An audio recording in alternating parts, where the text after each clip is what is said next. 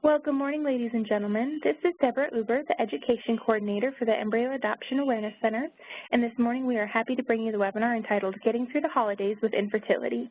Before we get started this morning, let's do a little bit of housekeeping, and I'll switch over to the slide too. If you experience any technical difficulties during the presentation, please contact WebEx Technical Support at 866-229-3239. During the presentation, all participants will be in a listen-only mode. There will be a question and answer session at the end of the presentation using the questions you submit through the Q&A feature. You are welcome to submit your questions at any time during the session, and we will answer as many as possible at the end of the presentation. To ask a question, simply type your question into the dialog box in the Q&A panel on the lower right-hand portion of the screen, then press send. Simple. When you submit your question, it will be visible to all of the panelists, but not visible to other attendees. If you happen to be in the full screen view, you can click on the question mark icon on the toolbar on the lower right-hand corner of the screen. This will open the Q&A panel on your screen only, not the other attendees, and we expect the presentation to last approximately 45 minutes with 15 minutes for questions and answers, and we will be distributing a copy of today's presentation and a comprehensive list of answers to any questions submitted today during the webinar. So just as a reminder, this presentation is being recorded today, and I'm going to announce our lovely presenter. For introductions, our lovely presenter this morning is Chris Probasco. Ms. Probasco has over 40 years of experience of infertility counseling and adoption experience. She is the founder and CEO of Clinical Counseling Associates, and she established adoption and fertility resources in 1993. Chris also established the first regional adoption agency and fertility clinic partnership in the U.S. in 2006, and she operates locally in the Kansas City area. We are always very happy to have her join us. So, Chris, I'm going to go ahead and hand it over to you. You're welcome to get started. Thank you very much, Deborah. Thank you for inviting me for this webinar. I think it's really important that we pay attention to all of our feelings during this important time. So what I hear often from people that I see in January, and I do see a lot of people in January saying, what can we do, where can we go, what are we going to be, how can we make this more, how can we be more helpful in our planning.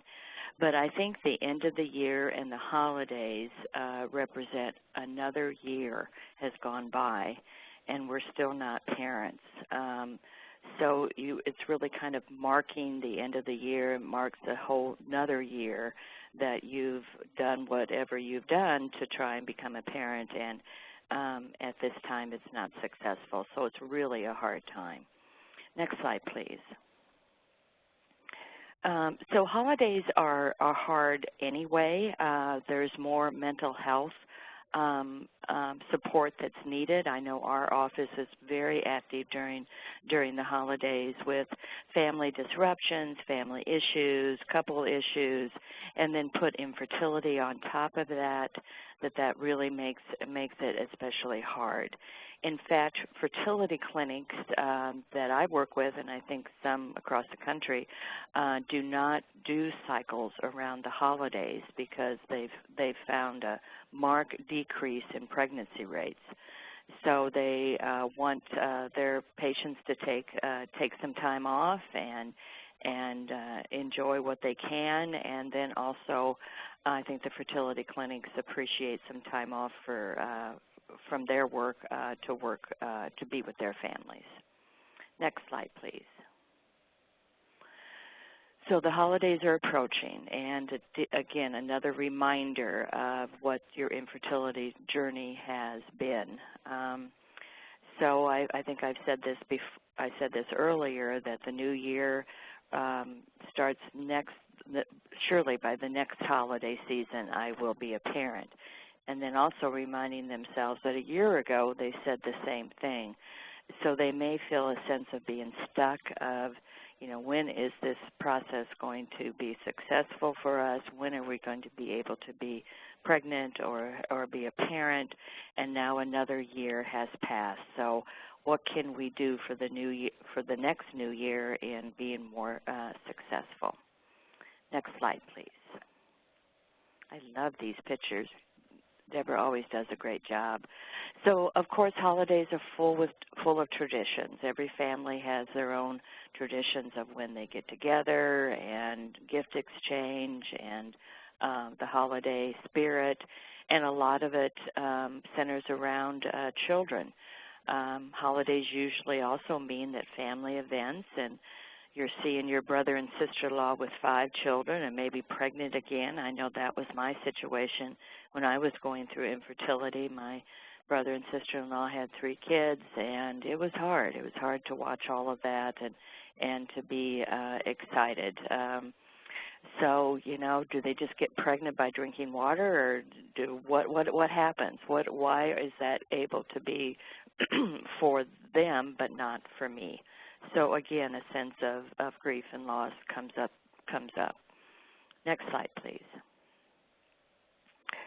So Christmas is the ultimate miracle baby story, and throughout the years, us at my practice, and I know at Snowflake's practice, there has been miracle babies that have been born through embryo adoption, other adoptions, and our fertility treatment.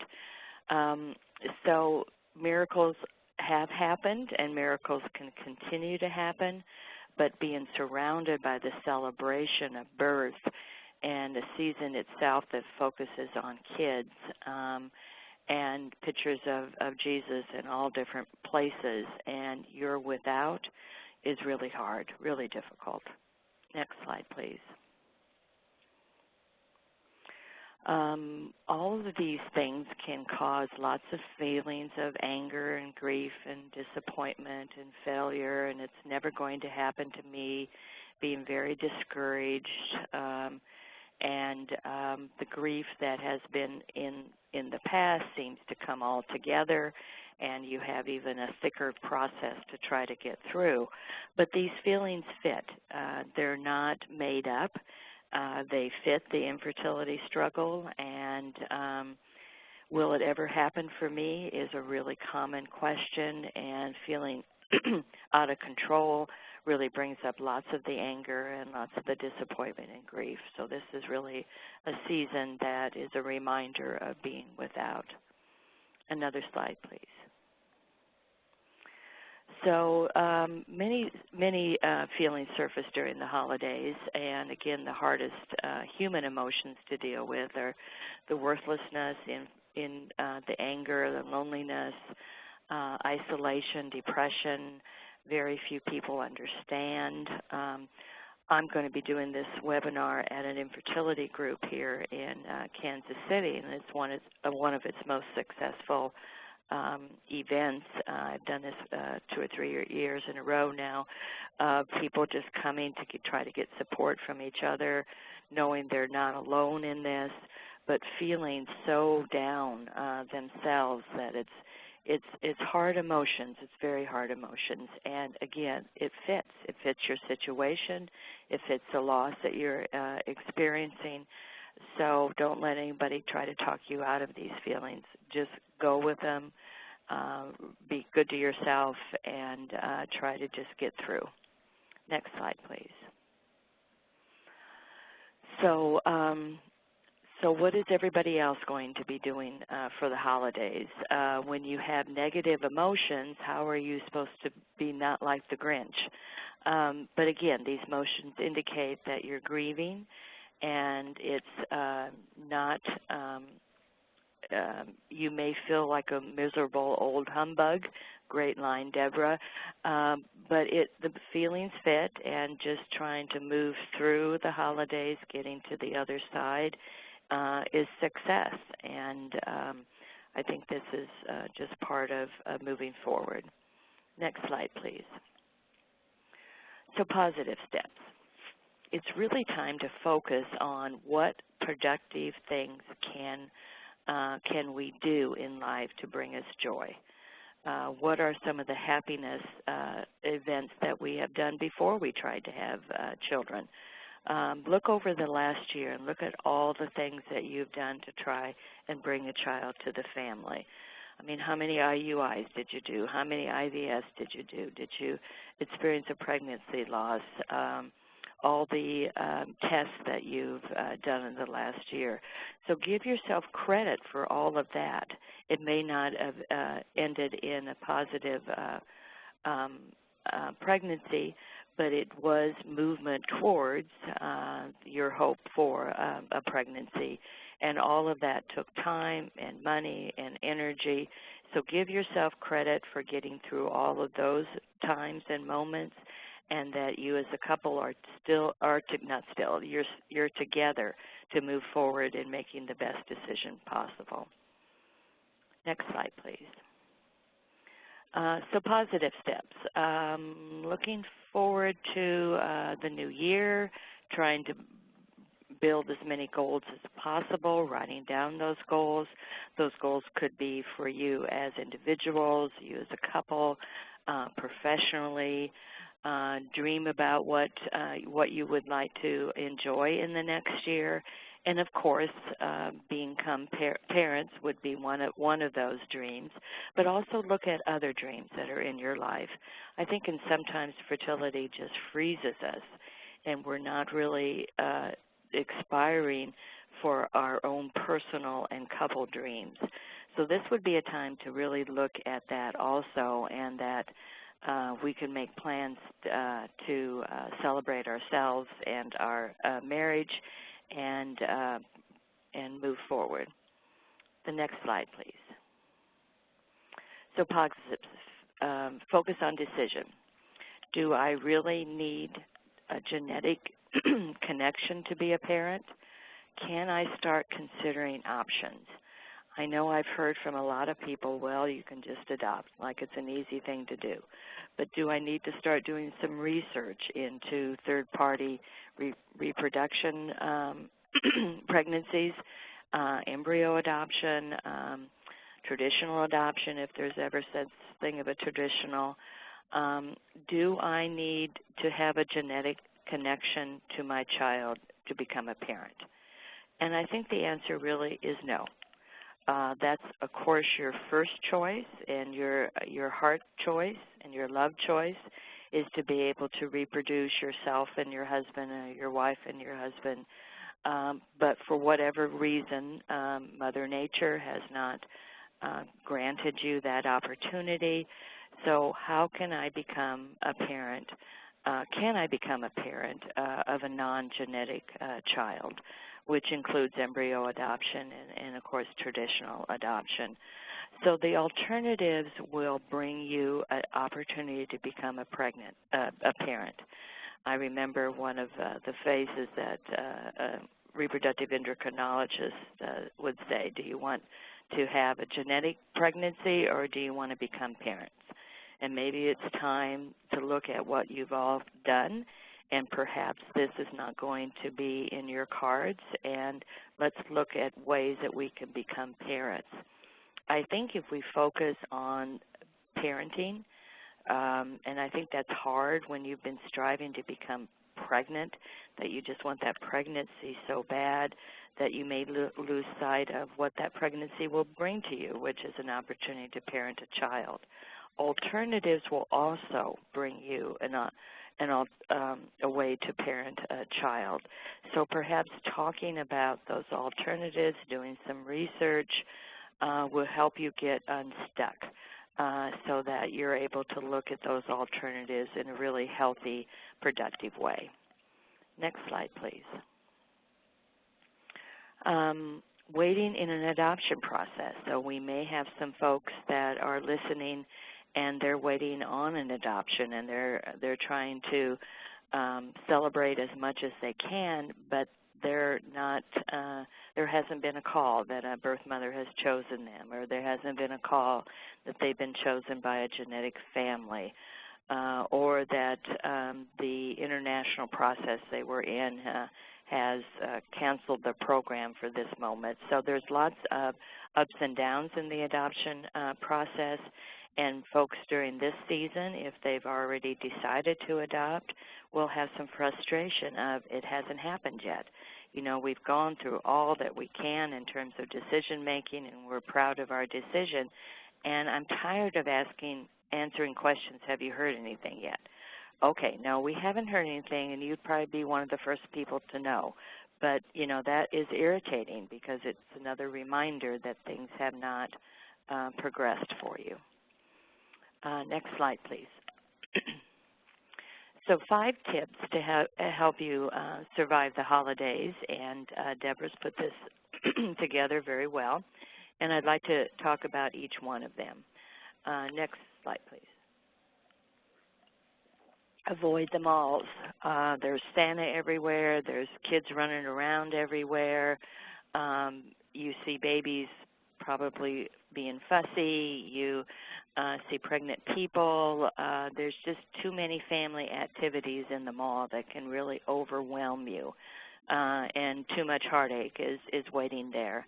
I don't like the malls myself anyway because of the crowds and all the situation going on there and parking and all of that.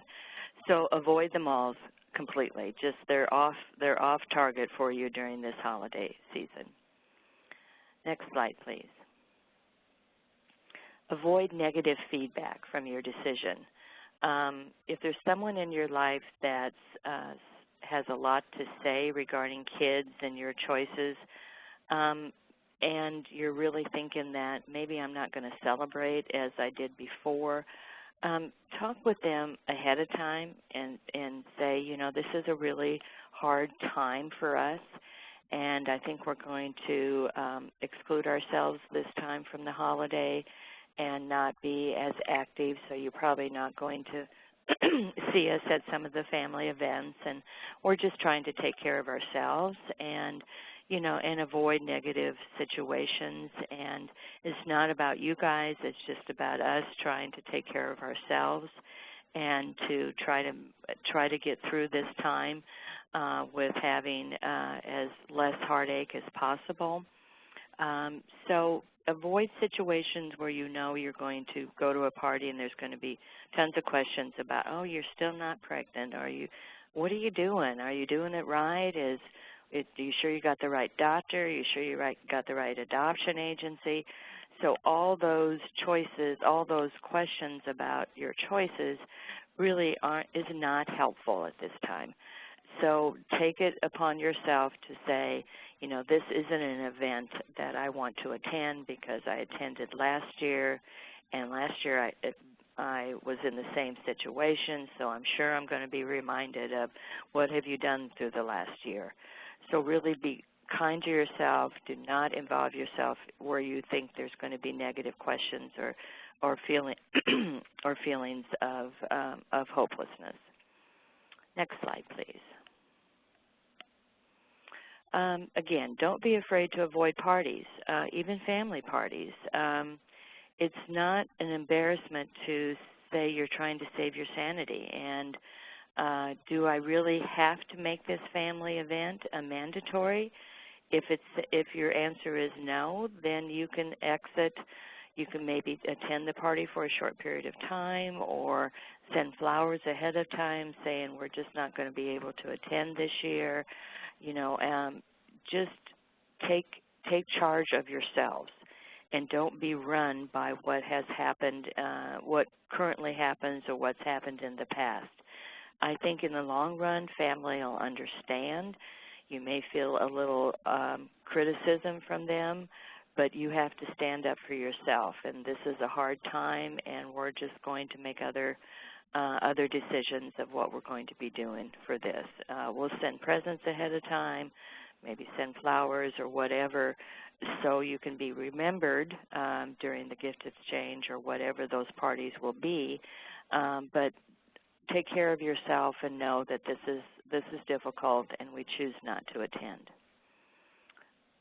Next slide, please. Start new holiday traditions.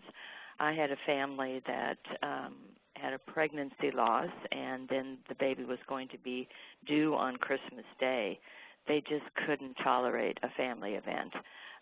So they decided to go on a ski trip, just the two of them. And they talked about perhaps this could be a tradition that we could work with even when we have kids. We may attend the family events and then the next day go on a ski trip. Or what fun things you did before you had children. What are those kinds of events, and can we recreate that and have our own, create our own traditions that can go on from year to year? even when you have children. These could be traditions that you feel really good about, and it lightens your spirit, and you know it can be a celebration for your family. Next slide, please. Focus on healing activities. So you have compassion within you, you have empathy within you, but when you're hurting and you're grieving, it's hard to get that out. So ideas of trying to get the hurt feelings out can be writing a journal in a journal.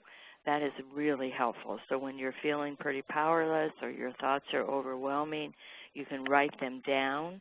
And from a therapist's viewpoint, that's very helpful because it's circular kinds of activities. You have thoughts and feelings, and you write them down. You justify them.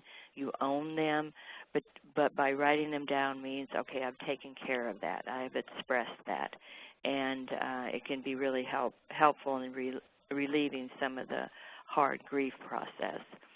A favorite type of exercise. Maybe you haven't been walking for a while. Your dog is begging for you to take a walk. Perhaps join a gym where you can have more activities. Whatever kind of physical activities you can have can be very helpful for your whole body in healing from the grief. And, of course, from a therapist's viewpoint, counseling can also be very helpful in documenting what your experiences have been and honoring those, and then also talk about the future and making and coming up with some ideas of what could happen with the future. So walking with healing can help you individually and can help you as a couple so that you take more strength into the next year that you may be experiencing at this time. You don't have to accept that you'll never be a parent. I've been doing this work for a long time, and I really haven't met anyone that with perseverance and deep desire to parent that hasn't become a parent. They sometimes look at alternatives, maybe that last IVF worked, but they, with perseverance and dedication and taking care of yourself and healing is the best way for you to make decisions to move forward to become a parent in whatever way you have decided in terms of alternatives. Next slide, please. So this is, I think I talked about the pregnancy loss, but this isn't, it's, oh my gosh. When you receive a due date and you think of that due date as, oh, I'm going to be having a baby in October, so that means maybe here by Halloween, for sure it's going to be here by Thanksgiving, for sure it's going to be here by Christmas time, by the holiday time. So, it's just going to be so wonderful because we'll have a little baby. Who doesn't want a baby for Christmas? And then you have a loss. Tremendous amount of grief and just heartache. But you also have heartache in that you've planned ahead of how this child was going to interact with your life for months in advance. So then this holiday comes, and then you find yourself, oh, I was going to have a baby this time. I was going to be doing this. I even have a due date around this holiday. So it is triply or triple, quadruple, whatever hard when you're also grieving a loss of a pregnancy. Next slide, please. So some couples decide to maybe adopt a family. We have a lot going on in the Kansas City area, especially around the holidays, for adopting a family and getting a list of the different things that family needs. We also have a wonderful center called Operation Breakthrough that takes care of over 700 children every day. And these are kids that are without. These are maybe homeless kids, homeless families, and they are definitely the neediest of the need. So oftentimes I recommend that in honoring the loss of a pregnancy, a failed cycle, or just simply to bring joy to a child is to donate to a child that is without. And I think every area you can find those kinds of centers or services that you can donate in behalf. So usually what I do with the pregnancy loss is have them donate infant clothes, a failed cycle, the same thing, or with the pregnancy loss of when that baby would be due, and then bring things to the center at that time, or just decide that we're not able to give to our child this year, but we are able to give to children in need. This brings very good feelings to yourself, and very, in my mind, productive feelings, in that we were able to give to those in need, and it was good for us to see that happiness was coming to other children in our behalf. Next slide, please. So, yeah, don't let anybody tell you it doesn't matter. You know, infertility really is an invisible loss. You don't walk around with people knowing that you've just lost a pregnancy, or knowing that you just had a failed IVF cycle, or knowing that you're waiting for an adoption match. It's not evident. But it certainly is a loss that is deep to your core. And I think this is really one of those losses that people that don't experience it don't understand. You know, but I think if they were in a situation where they would lose one of their children, that's very horrible to think about, then they would have the idea. But this is a loss of your children. It's a loss of the children you've carried in your heart. It's a loss that you've carried in your love. And when that child isn't able to be born or to come to your family, it's very serious. So the feelings fit your situation again. And if you receive comments from folks of, you know, well, you didn't really lose a baby, or you didn't really, I mean, you weren't that far along anyway. You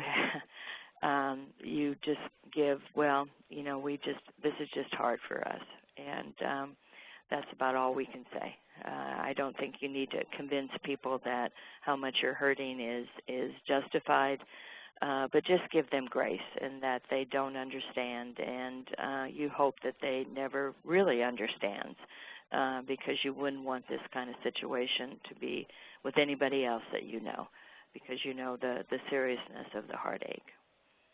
Next slide, please. Yes, so infertility really is a loss that impacts so much of your personhood.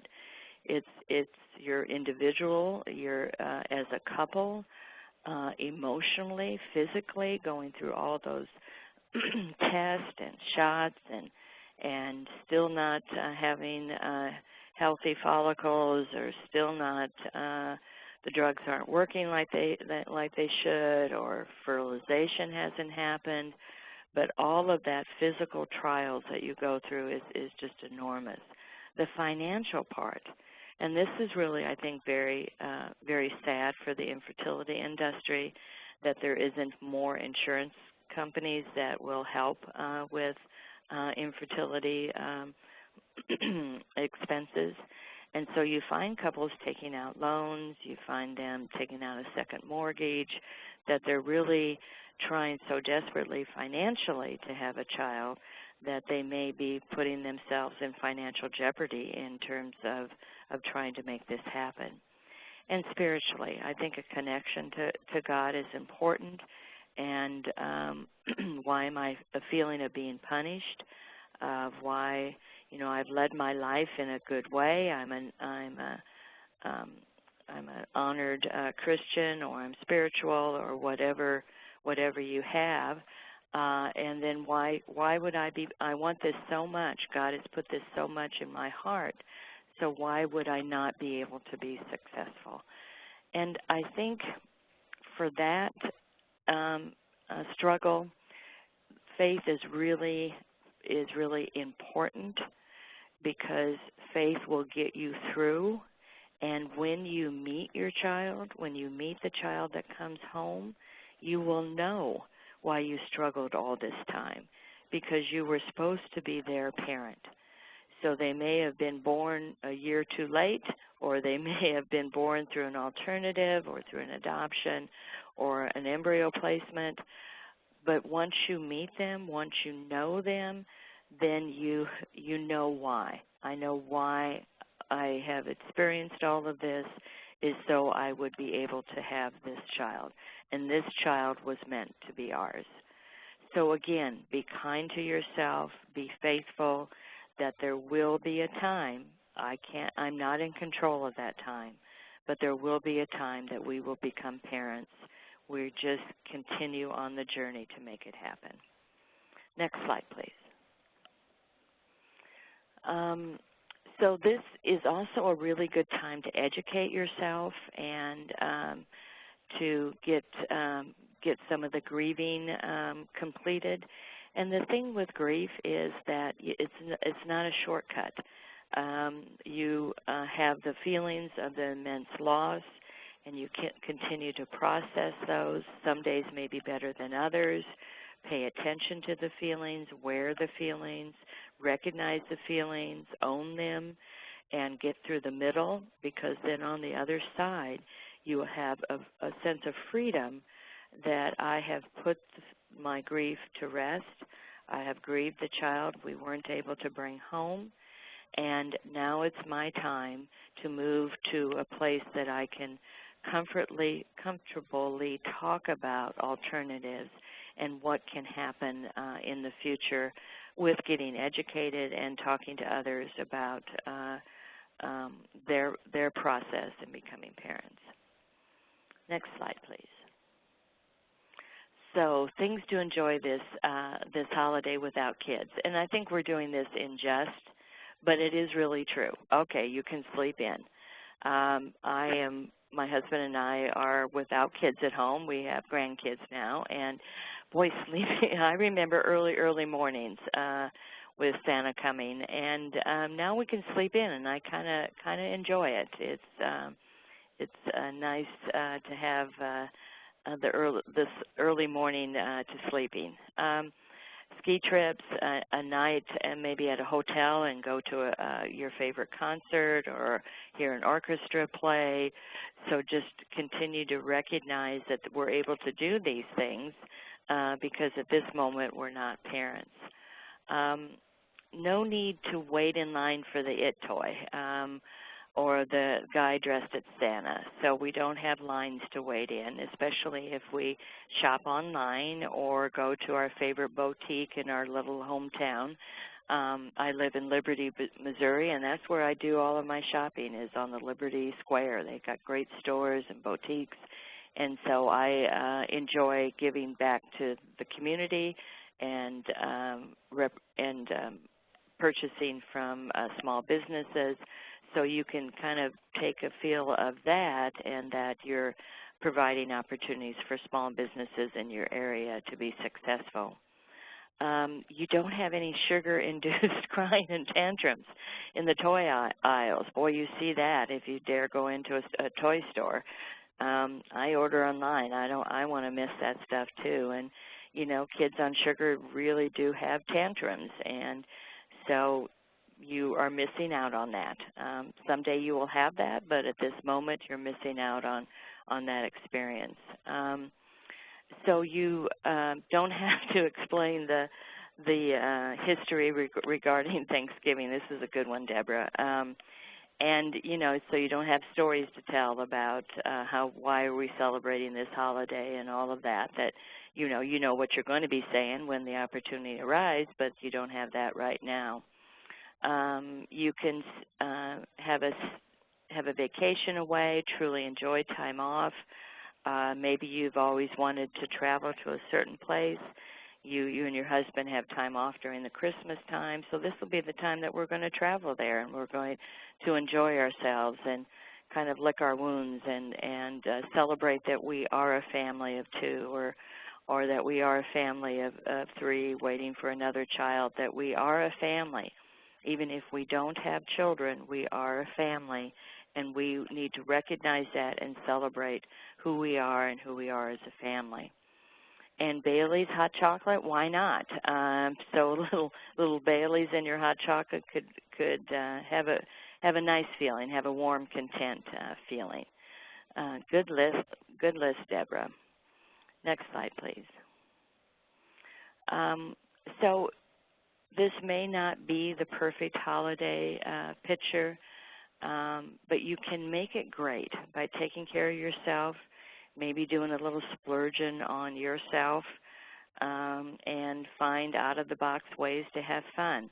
When I see couples that are really struggling, I talk to them about, well, when you guys first met, what did you do? Well, we went to a lot of movies, we went to some concerts, we went out to eat. Well, regain that again.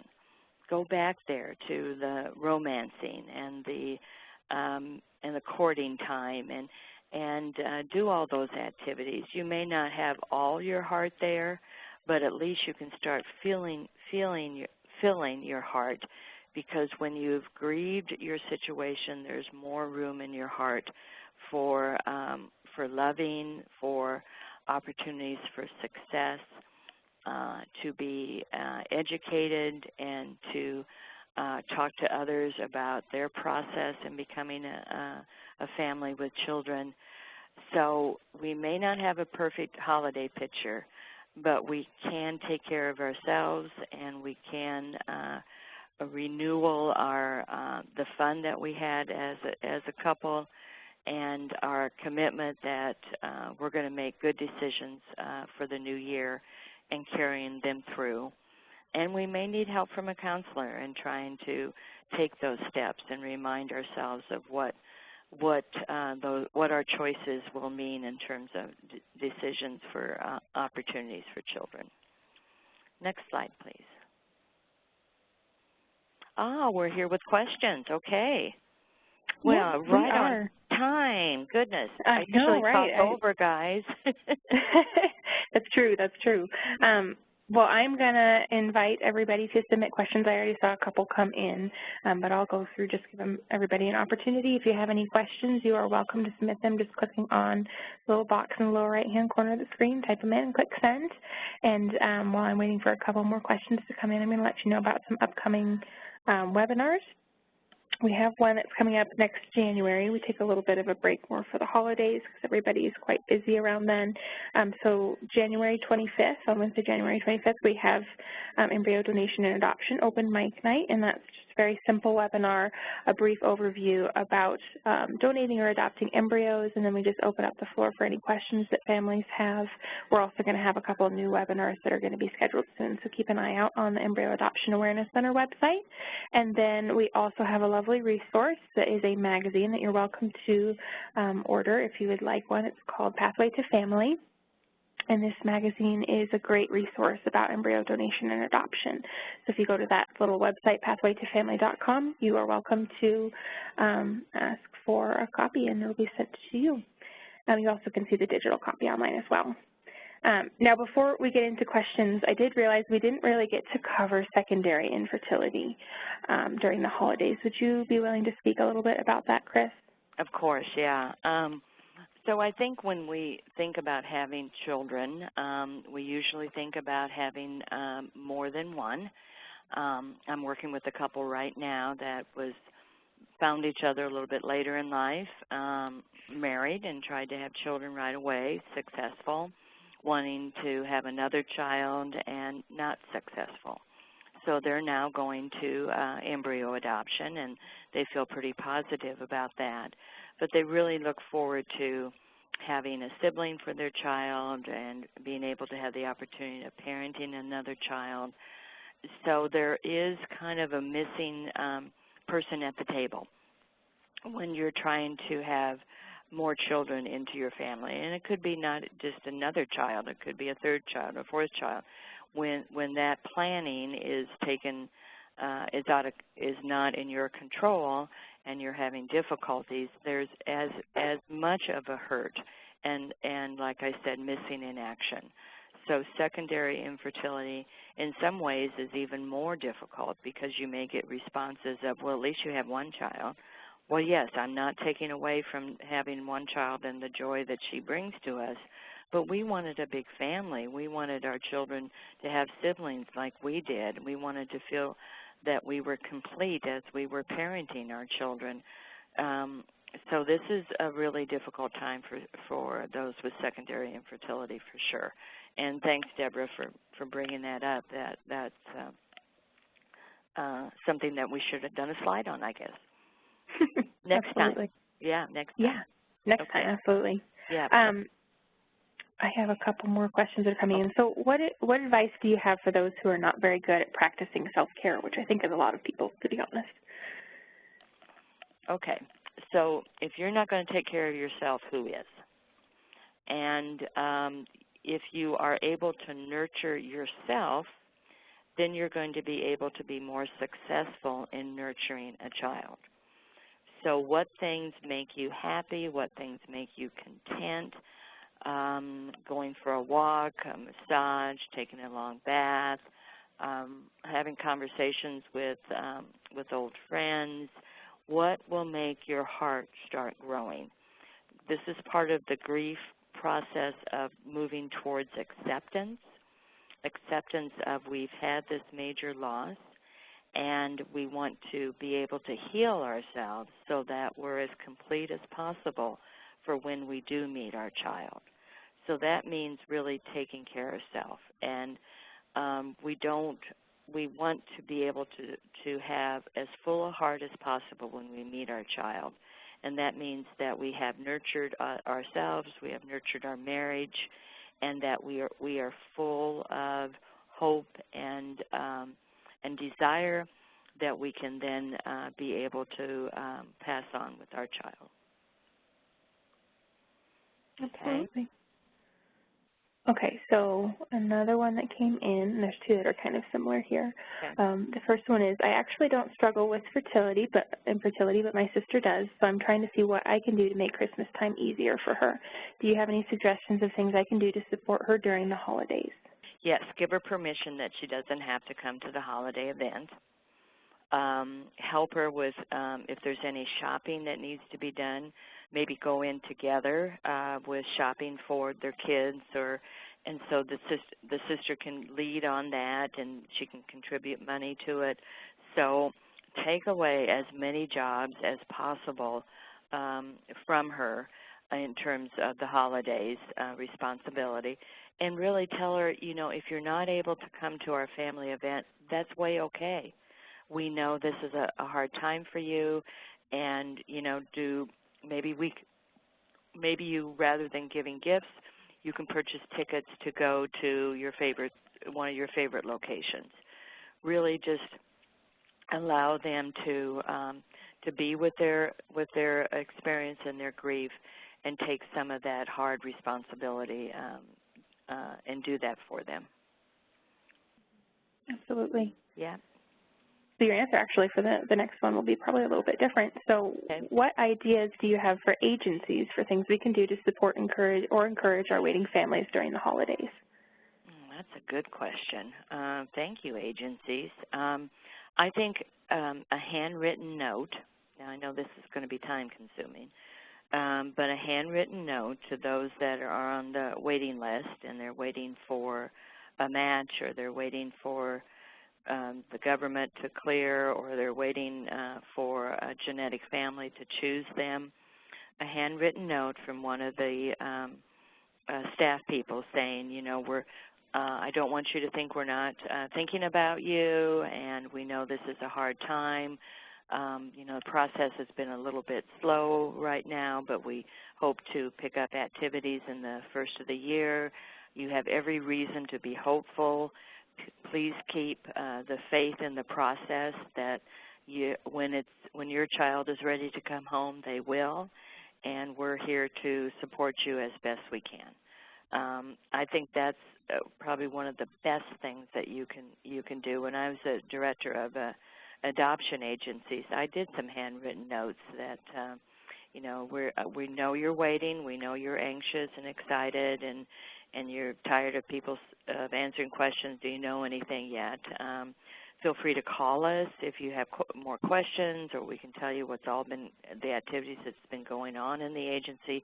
You're not bugging us by calling. We're not going to remove your name from the first of the list to if you keep calling, but just know that we're here to support. I think that's probably the best thing that we can do. It will brighten their day for sure by getting a note or a phone call to recognize that this is not an easy time and that we're here doing the best we can to bring your child home. Yeah, absolutely. Yeah. All right, and here's another one. My husband has been having a really hard time with infertility, but he doesn't show emotion well. I know that Christmas will be tough for him. Do you have any suggestions of things I can do to help him work these things out? Well, men think that they have to not show feelings because it would be upsetting for their wives. And I think in doing that, they really put their wives in a situation where they're grieving for both, because we don't have the expressions of recognition for that. We have a new staff person with our group that went through infertility himself, and he now wants to focus on men issues, so I think that is good. He made the statement that after their pregnancy loss that all the focus was on his wife, which needed to be, and then when somebody asked him, how are you feeling, he said, it was the first time that anyone has asked him, how is he feeling? And he said, this is crappy. I don't feel very good. Thanks for asking. And I think with the husbands, let's look at our I can't get that word out, but let's look at our plans for the holidays. And is there any of those you don't want to attend? Is there any of those that you think maybe we could do something else? Kind of help him make some decisions for the family or for you as a couple of what things would be helpful for him in getting through this moment. Men grieve, but in a very different way. They think they're obligated to be strong, which, is just the male-female kind of thing. But with fertility, it is a crisis for both couples. And I know your heart is hurting, and I know you have a hard time talking about it, but that's okay. So, I'm just going to let you know when I see maybe some actions or behaviors that maybe means that that's a grief reaction or anger reaction, and I'm just going to help us talk about that when I see that, so we can just keep as close as possible in trying to manage infertility as a couple. Yeah, very good. All right, I have a couple in this same kind of spectrum, so I'll just kind of combine them together. Do you have any suggestions on how to respond to grandparents, or would-be grandparents, I suppose you could also say, or other people who complain about their own impatience and disappointment in the wait? Oh, yeah. Okay. Whew. Okay, so when you hear a grandparent saying, well, my friend Susie has 2 grandbabies and I don't have any, well, I think you first of all have a sense of wanting of your own loss, and I think it's when you hear that, process your own feelings. Okay, you think it's hard for you. What about me? Is what's going on in your head. So I think you could say is, Mom, we got lots of optimism, and that we will be parents someday. But it has to be the child that was meant for us, and we're working really hard to make that happen. I would appreciate you having faith demonstrating faith for us, and the next time you see Susie, tell them that, well, our kids are working on a plan, and I have faith that it soon will come. In the meantime, will it be okay if I come over and hold your babies? Something a little bit lighthearted, but having faith in your children's or your relatives' ability to make a good decision, and that decision will eventually lead to the child that was meant to come home. That's the one thing that I don't have that crystal ball. One of my reproductive guys would say, if I had the crystal ball, I would be telling you, okay, you got to do this, this, and this, and then you'll have a baby.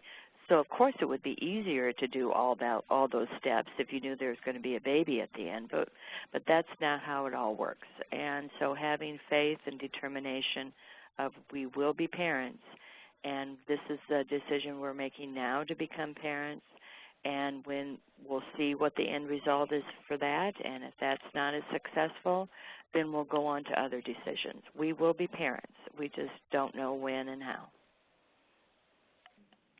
Yeah, very good. Yes. So I know you spoke about planning kind of for the year ahead and writing down goals. So there was a question about what are your thoughts about including family building as a part of our New Year's resolutions? Is that a wise thing to do, or does that set us up for heartache? I think family, if you're in fertility struggles and you're wanting to have a child, then of course the new year will have some family building ideas.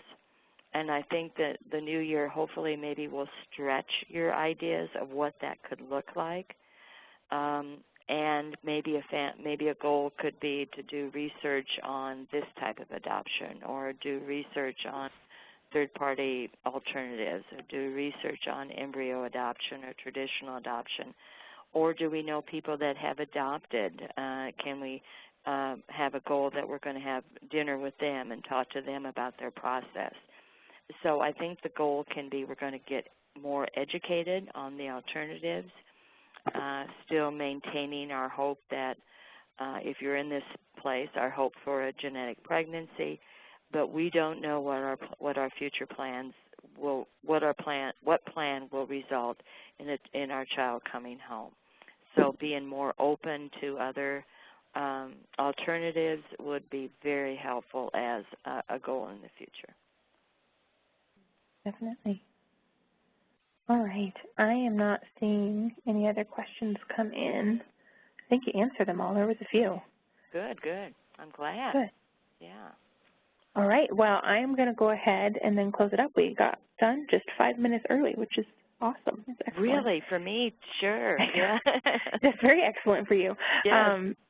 So I just want to thank everybody for coming, and of course, Chris, as always, we love having you here. Thank you so much, and we will be sending out a recording to all registrants, and so you should be seeing that coming your way. Just be on the lookout for an email by the end of the week.